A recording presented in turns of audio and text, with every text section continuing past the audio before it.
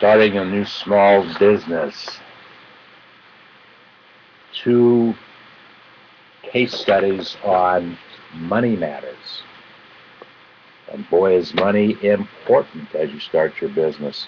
And I read a story this morning. Where did I find that story? It was a blog. And the source of the blog is not on this piece of paper.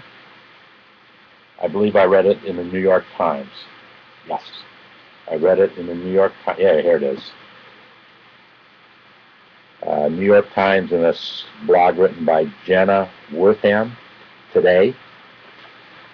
Dateline, Portland, Oregon, under the title of Success of Crowdfunding, puts pressure on a business.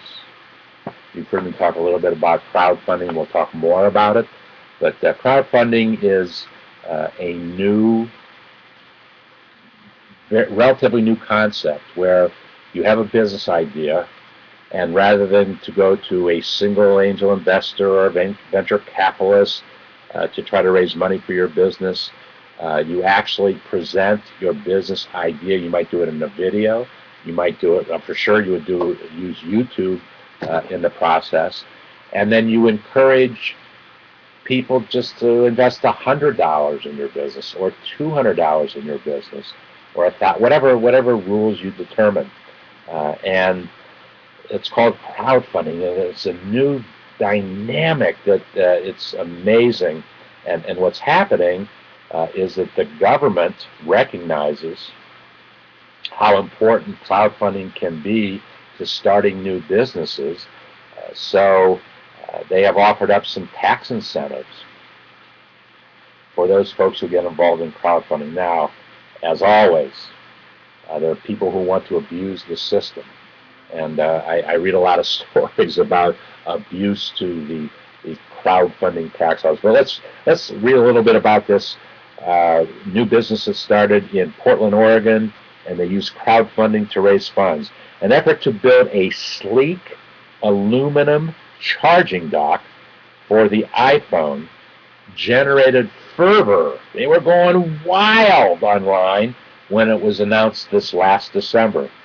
The project's creators, and here's one of the project's creators, Kickstarter. His name isn't here. Well, there's a picture of him. This guy using his hands. The project creators raised close to $1.5 million through Kickstarter. Kickstarter was the crowdfunding site. Kickstarter.com, a crowdfunding website, and promised to start shipping what they call their Elevation Dock in April to those who had backed the project. That's what they announced to the investors. That's crowdfunding investors. But last week, and here was the challenge, Apple announced a redesigned iPhone 5 that is not compatible with the dock that these guys had built and had gotten outside investment of $1.5 million for it. That is not compatible with the dock, and because of manufacturing delays, some of the project's original backers were still waiting to receive theirs.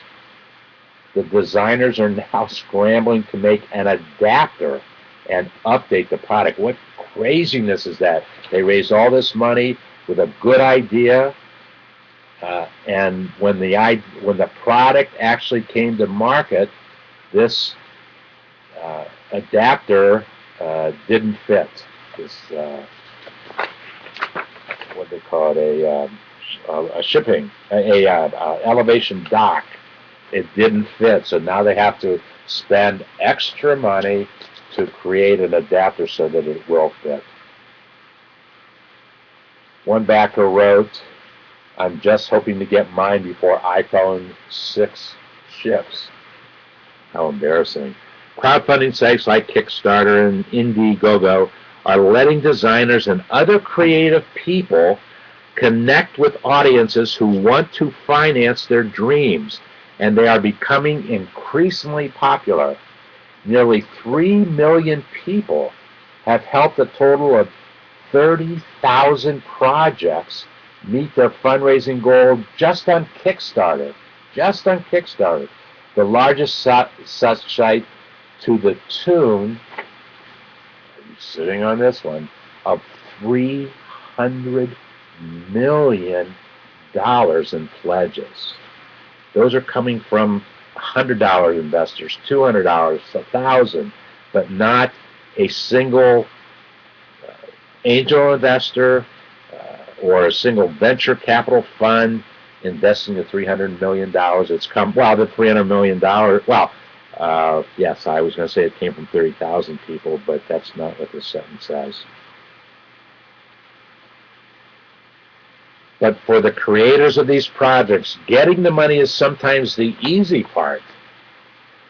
They have to turn to their dreams into reality, and with crowd keeping an eye on their progress. Additional pressure that they never anticipated.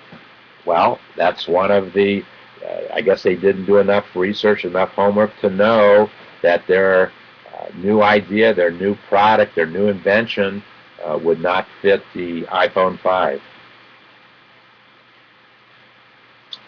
One of the individuals, I don't think it was an investor, I think it's one of the entrepreneurs, said, we thought this would be a summer project. We wanted to make it because it was something we believed in, but we got roped into maintaining a relationship with a lot of people. We weren't prepared to have to deal with that. The hardest part was the perception that they had squandered the money. It sounds like a lot of money, and people were like, where did it go? But the reality is that for 4 guys for 2 years, we scrounged. So it was great, relatively easy to raise the money. Now it's more difficult and challenging than anticipated to return the investment on that money.